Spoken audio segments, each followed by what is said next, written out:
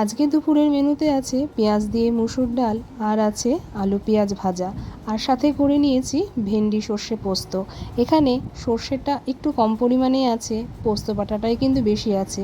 ভেবেছিলাম আলু দেবো, কিন্তু আলু পেঁয়াজ যেহেতু ভেজেছি তাই আর আলুটা দিলাম না।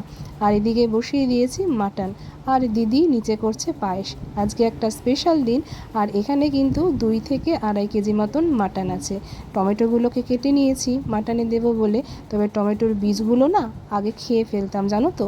জানতামই না যে টমেটোর বীজ খেতে নেই, আর টমেটোর বীজটা যথেষ্টই ভয়ঙ্কর, শরীরের পক্ষে কিন্তু ক্ষতিকারক। তো এদিকে টমেটোর বীজগুলো সব ছাড়ানো হয়ে গেছে, এবারে এক এক করে টমেটোগুলোকে দিয়ে দিই।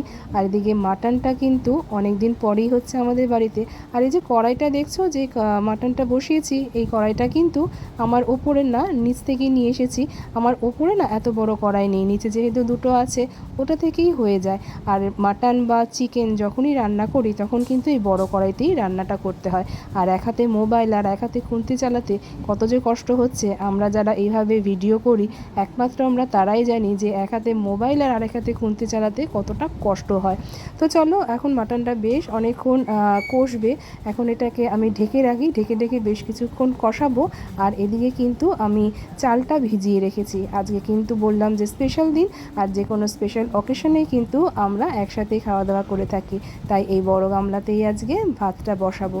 আর এদিকে কিন্তু মাটনটা আমি ঢাকা চাপা দিয়ে বেশ খানিকটা কষিয়ে নিয়েছি।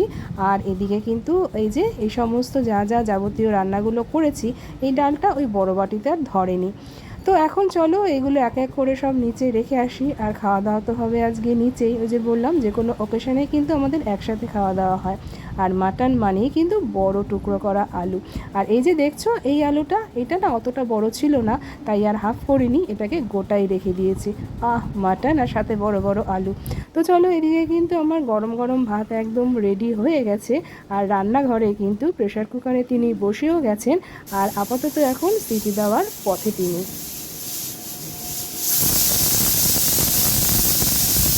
আর দেখো এদিকে আমার কিন্তু মাটনটা একদম হয়ে গেছে। আর ঢাকনাটা খুলতেই কি সুন্দর যে একটা গন্ধ আসছিল, তবে ঢাকনাটা খুলতেই দেখো এখনও ভেতরে কিন্তু টকবক টকবক করে ফুটছে। উফ, কি অসাধারণ লাগছে দেখতে, তাই না? ভেতরে দেখো টকবক করে ফুটছে, কিন্তু যতটা তেল উঠেছে এতটা তেল কিন্তু আমি দিইনি। আসলে দই দিয়ে মেখেছিলাম তো, সেটাই হবে মনে হয়। আর ওপরে দেখো আলুগুলোকে দেখে কিন্তু আমার মনে হচ্ছিল 20 টাকা সাইজের যেন কমলাভোগ। অসম্ভব সুন্দর কিন্তু একটা গন্ধ আসছিল। আর তো বললাম তোমাদের আজকে স্পেশাল দিন, তো চলো দেখা যাক কি স্পেশাল দিন আজকে। আজকে হলো ওই যে ভদ্রলোক বসে আছেন, আমার কর্তামশাই। আজকে আমার কর্তামশাইয়ের জন্মদিন। হ্যাপি বার্থডে কর্তামশাই। তো চলো, তিনি তো তার প্রথম পক্ষকে নিয়ে বসে আছেন, সব সময় তার সঙ্গী ওইটাই, এটা ছাড়া তো কোনো উপায়ই নেই।